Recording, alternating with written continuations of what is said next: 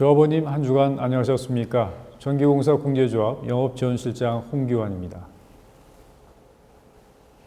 2021년도 경영전 세미나 2부를 시작하겠습니다. 지난 시간에는 하도급법에 대하여 우리 조합 사내 변호사를 모시고 궁금한 점을 알아보았고, 오늘 이 시간에는 중대재해처벌법에 대하여 공공노무법인 박삼용 노무사님을 모시고 궁금한 점 알아보도록 하겠습니다. 안녕하십니까, 노무사님? 네, 안녕하십니까? 네, 중대재해처벌법 올 한 해 노동계와 경영계에서 가장 큰 핫 이슈가 아닐 수 없는데요. 노무사님께서는 중대재해처벌법에 대해서 어떻게 보십니까? 네, 맞습니다. 올 한 해 가장 핫한 이슈 중에 하나가 아닐까 그렇게 생각합니다. 중대재해처벌법은 중대재해 발생 시 사업주를 엄벌하여 중대재해 발생률을 낮추자는 게 그 목적입니다. 그런데 그 처벌 수위가 지나치게 높고 사업장 내의 중대재해뿐만 아니라 사업장 밖의 중대재해까지 처벌할 수 있도록 규정하고 있기 때문에 사업주들이 느끼는 부담감은 매우 클 것으로 그렇게 봅니다. 네, 첫 번째 질문 드리겠습니다. 중대재해처벌법, 정확한 명칭은 중대재해처벌 등에 관한 법률이죠. 명칭이 길어서 오늘은 중대재해처벌법으로 통일하겠습니다. 중대재해처벌법 이전에 산업안전보건법이 있지 않습니까? 그러면 산업안전보건법하고 이제 중대재해처벌법하고 비교해 봤을 때 어떤 차이가 있습니까? 기본적인 차이점은 산업안전보건법은 산업재해를 예방하기 위한 법이고 중대재해처벌법은 중대재해를 예방하기 위한 법이라는 것입니다.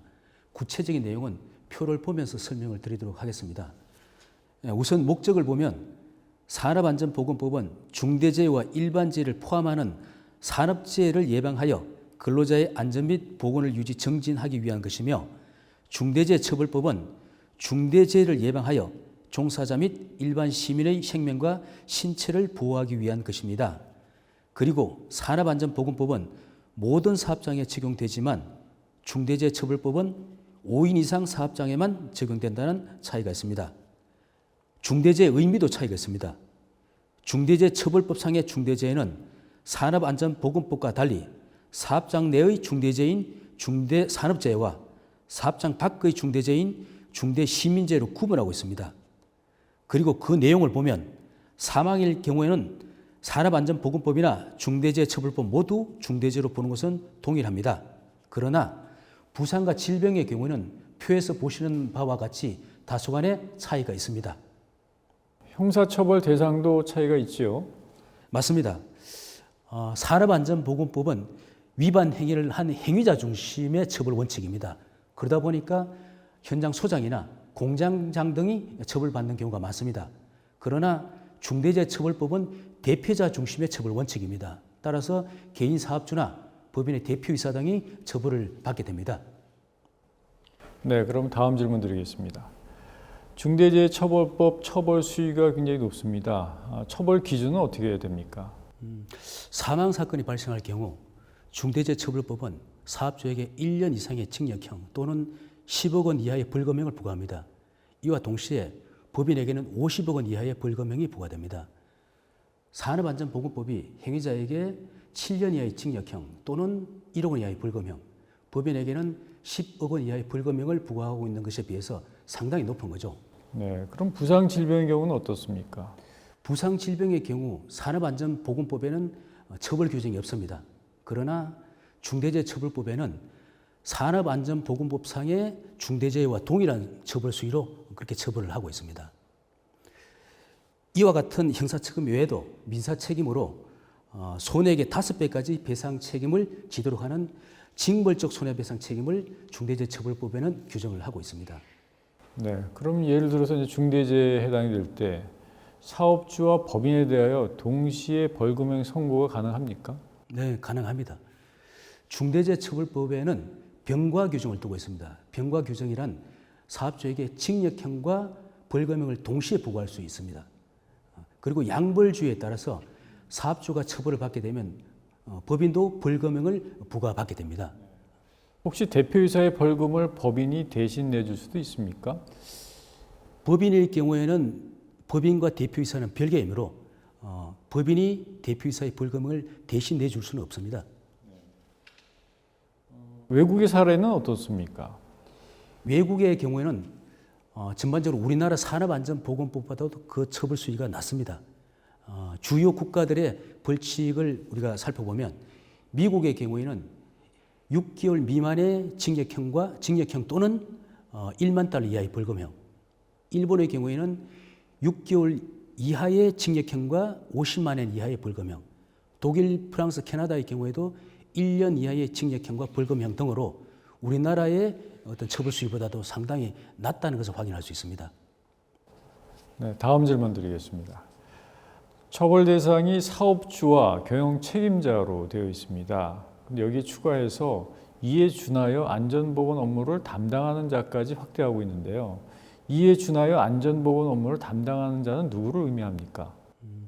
이에 준한다는 의미는 법인의 대표이사와 같이 사업주로서의 지위를 가지는 자를 의미하므로 안전보건 담당 등기이사 등이 이에 해당될 것으로 봅니다.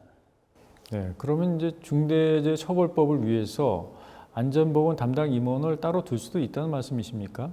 네, 맞습니다. 현행 산업안전보건법에도 안전보건 일정 규모 이상의 사업장의 경우에는 안전보건 관리 책임자를 두도록 하고 있습니다. 이 안전보건 관리 책임자를 임원으로 두는 경우가 많습니다.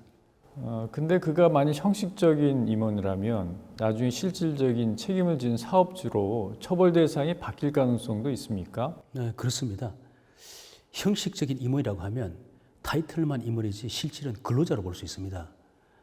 중대재해처벌법은 대표자 중심의 처벌 원칙이므로 그 형식적인 임원의 귀책 사유로 인해서 중대재해가 발생할 경우에도 대표자가 처벌을 받게 됩니다. 네, 다음 질문 드리겠습니다. 보통 이제 산재를 인정받으려면 회사 측의 도움이 필요한데요.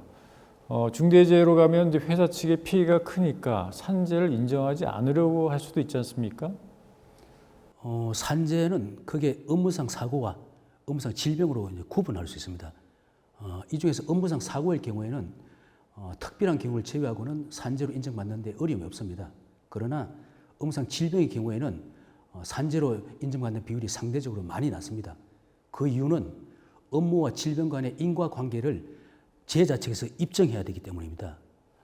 현행 산업안전보건법에는 업무상 질병으로 인정되더라도 기업에 특별한 피해가 발생하지 않습니다.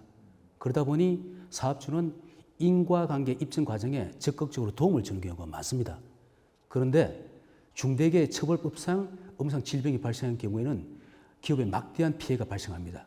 따라서 사업주는 인과관계 입증 과정에 매우 소극적일 수밖에 없습니다. 심지어는 사실관계를 왜곡하거나 숨기는 등 적극적으로 방해하는 경우도 우리가 쉽게 예상해 볼 수 있습니다. 네, 이렇게 되면 중대재해를 은폐하려는 사업장도 나올 수도 있겠는데요. 맞습니다. 중대재해로 인정을 받게 되면 사업주와 법인에 큰 피해가 발생합니다. 그렇기 때문에 산재로 처리하는 대신에 재해자 측과 적정한 합의금으로 공상 합의하는 경우도 많이 발생할 것으로 예상이 됩니다. 이를 혹시 은폐하면 어떤 처벌이 있습니까? 산재를 은폐할 경우에는 현행 산업안전보건법에는 1년 이하의 징역 또는 1천만 원 이하의 벌금형에 처하도록 그렇게 규정을 하고 있습니다. 네, 그러면 이제 중대재해가 발생하면 제일 먼저 어디에 신고를 해야 합니까? 산업안전보건법에는 중대재해가 발생할 경우 사업주는 관할 노동청에 지체 없이 중대재해 발생 사실을 보고하도록 규정을 하고 있습니다. 이후 노동청 조사와 경찰 조사를 받게 되는데 그 조사 방향은 다소 좀 다릅니다. 경찰 조사는 형법상 업무상 과실치사죄 등의 범죄 혐의를 밝히기 위한 것이며 노동청 조사는 중대재해처벌법 및 산업안전보건법상의 법적 의무 위반 여부를 밝히기 위한 것입니다. 조사 결과 혐의가 있다고 인정되게 되면 사건을 검찰에 송치하고 혐의가 없으면 행정종결 또는 내사종결을 하게 됩니다. 네. 만약 중대재해가 발생한 경우 형사처벌 외에 추가적으로 사업장에 부담이 되는 조치가 있습니까? 중대재해가 발생할 경우에는 관할 노동청은 해당 사업장에 작업 중지 명령을 내리게 됩니다. 작업 중지 명령은 부분 작업 중지와 전면 작업 중지가 있는데 어느 것이든 사업장에 큰 피해를 초래하게 됩니다.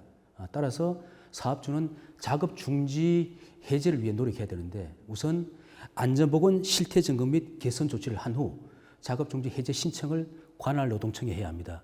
이후에 근로감독관의 현장 확인을 거쳐 접수일로부터 4일 이내 작업중지 해제 심의위원회를 관할 노동청이 개최를 하게 됩니다.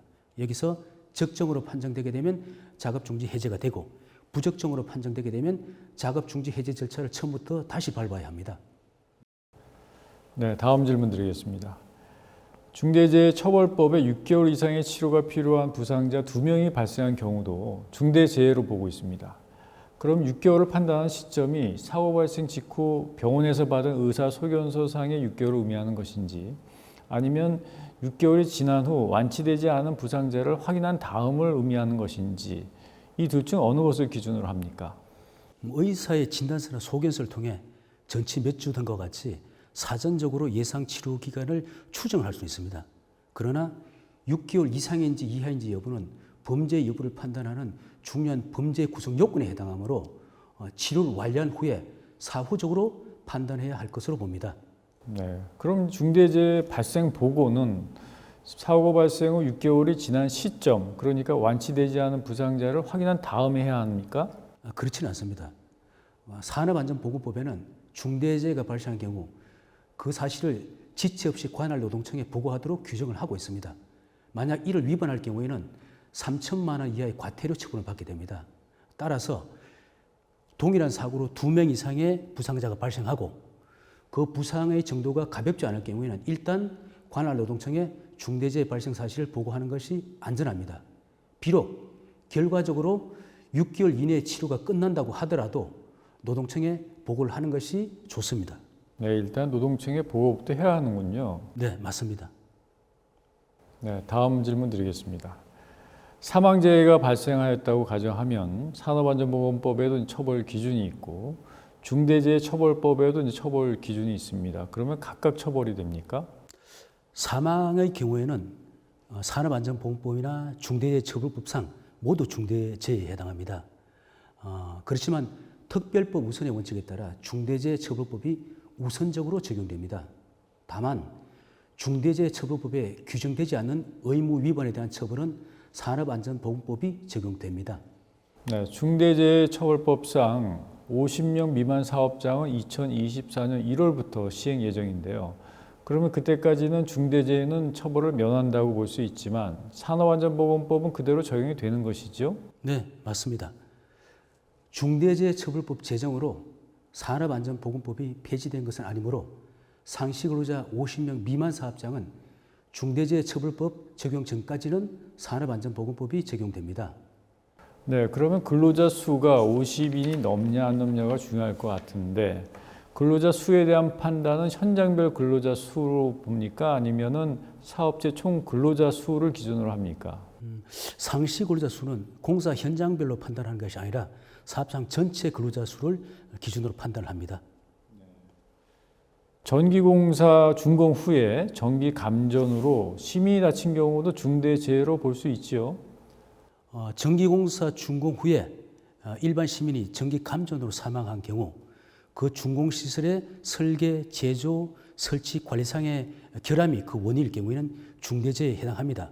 다만 법적 책임 문제는 분리해서 판단해 봐야 할 것 같습니다. 만약 설치상의 결함이 그 원인일 경우에는 설치업체가, 관리상의 결함이 그 원인일 경우에는 관리업체가 책임을 지게 됩니다.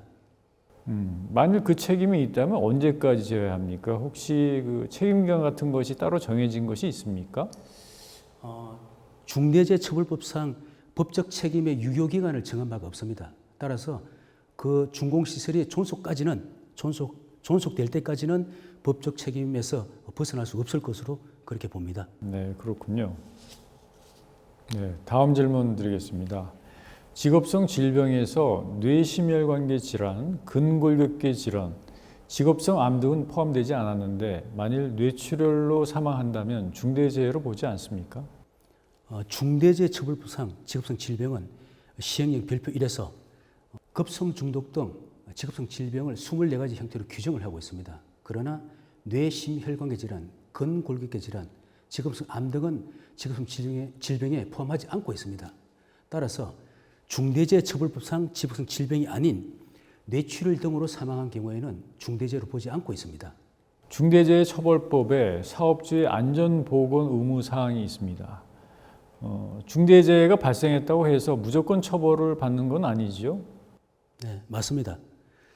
중대재해 발생으로 처벌받기 위해서는 사업주가 안전보건 확보 의무를 위반한 사실이 입증돼야 합니다. 현실적으로 그 가능성이 낮긴 하지만 사업주가 안전보건 확보 의무를 100% 다한 경우에는 중대재해가 발생했다고 하더라도 처벌을 면하게 됩니다. 그러면 안전보건 확보 의무가 굉장히 중요할 것 같은데 좀 더 구체적으로 말씀해 주시겠습니까? 안전보건 확보 의무는 표를 보면서 설명을 드리도록 하겠습니다. 중대재해처벌법 제4조에서 안전 및 보건 확보 의무로 4가지 사항을 규정하고 있습니다. 이 중에서 안전보건 관리체계 구축 및 그 이행에 관한 조치가 핵심인데 구체적인 사항을 시행령에 위임하고 있습니다. 시행령을 보시면 안전보건 관리체계 구축 관련하여 8가지 사항을 규정하고 있는데 차례로 살펴보도록 하겠습니다. 첫 번째, 안전보건에 관한 목표와 경영 방침을 설정하는 사항입니다. 두 번째, 유해 위험 요인을 확인 점검하고 개선할 수 있는 업무 처리 절차를 마련하는 사항입니다. 세 번째, 안전보건에 관한 전문 인력을 배치하는 사항입니다. 네 번째, 적정한 안전보건 예산을 편성하고 집행하는 것과 관련된 사항입니다. 다섯 번째, 안전보건 전담 조직을 두는 것과 관련된 사항입니다. 여섯 번째, 종사자의 의견을 반기 1회 이상 청취하고 개선 방안을 마련해서 이행하도록 조치하는 사항입니다. 일곱 번째, 중대재해가 발생할 급박한 위험이 있는 경우 그 대응 절차와 중대재해 발생 시 구호 조치 등 절차를 마련하는 사항입니다. 끝으로 업무를 도급, 용역 위탁하는 경우 종사자의 안전보건 확보를 위한 평가 기준과 절차를 마련하는 사항입니다. 그리고 안전보건 관계 법령에 따른 의무이행 관련 3가지 사항을 규정하고 있는데 이것은 표를 참고하시기 바랍니다. 네, 말씀 주신 내용에서 중대재해처벌법에도 안전보건 법령 준수 의무가 있고요. 산업안전보건법에도 안전보건 준수 의무가 있습니다. 그리고 우리 전기안전관리법에도 안전조치를 위한 조항이 따로 있거든요. 근데 이 모든 것을 100% 지킨다는 건 현실적으로 어렵습니다. 그렇다면 사업주를 위한 확실한 면책 조항은 없는 거 아닙니까? 네, 그렇습니다. 중대재해처벌법상의 의무뿐만 아니라 안전보건 관계 법령상의 의무가 굉장히 많이 있습니다. 이 모든 의무를 100% 이행한다는 것은 현실적으로 사실상 불가능합니다. 따라서 중대재해가 발생할 경우 사업주가 처벌을 완전히 면한다는 것은 사실 어렵다고 봅니다. 네, 그렇다면 처벌은 사업주의 안전보건 확보 의무의 정도에 따라서 달라질 수 있다 이 말씀이십니까? 네, 그렇습니다. 중대재해가 발생하면 처벌을 완전히 면할 수는 없겠지만 의무 이행의 정도에 따라서 처벌 수위는 달라질 수 있을 거라고 봅니다. 따라서 사업주는 안전보건 확보 의무를 위한 최선의 노력은 다해야 할 것으로 봅니다. 네, 다음 질문 드리겠습니다. 하도급의 경우에 사업 또는 사업장의 시설, 장비, 장소 등을 실질적으로 관리하는 자가 책임을 지도록 되어 있는데 실질적으로 관리하는지 여부를 어떻게 판단하게 됩니까? 실질적으로 지배, 운영, 관리할 책임은 그 시설, 장비, 장소 등에 대해 권리, 즉 사용권이나 소유권이 있어야만 가능할 것으로 봅니다. 따라서 원청에서 중대재해 책임을 면하고 하청이 중대재해 책임을 지기 위해서는 최소한 임대차 계약을 통해 하청이 사용권을 확보해야만 가능할 것으로 봅니다. 다만 형식적으로 사용권을 확보했다고 하더라도 원청의 지배 관리권이 미치는 한 원청이 책임지게 될 가능성이 높습니다. 예, 마지막 질문 드리겠습니다. 산업안전은 이제 경영자의 책임도 중요하지만 실제 현장에서 근로자의 안전 준수 의무가 더 중요할 수 있는데요. 안전 수칙을 위반할 경우 근로자에 대한 처벌은 없습니까? 근로자를 포함한 현장 종사자의 귀책 사유로 중대재해가 발생한 경우가 굉장히 많이 있습니다. 그러나 중대재해처벌법은 대표자 중심의 처벌 원칙이므로 이 경우에도 근로자나 현장 종사자가 아닌 대표자 및 경영 책임자가 책임을 지게 됩니다. 그렇기 때문에 중대재해 예방을 위해 안전보건 관리체계 구축 및 근로자 및 현장 종사자에 대한 안전보건관리 교육의 중요성은 아무리 강조해도 지나치지 않을 것입니다. 네, 감사합니다. 네, 지금까지 공공노무법인 박삼용 노무사님을 모시고 중대재해처벌법에 대해서 궁금한 점 알아보았습니다. 이것으로 2021년도 경영지원 세미나를 모두 마치도록 하겠습니다. 오랜 시간 시청해 주셔서 감사합니다. 내년에도 좀 더 유익한 내용을 가지고 조합원님을 찾아뵙겠습니다. 감사합니다.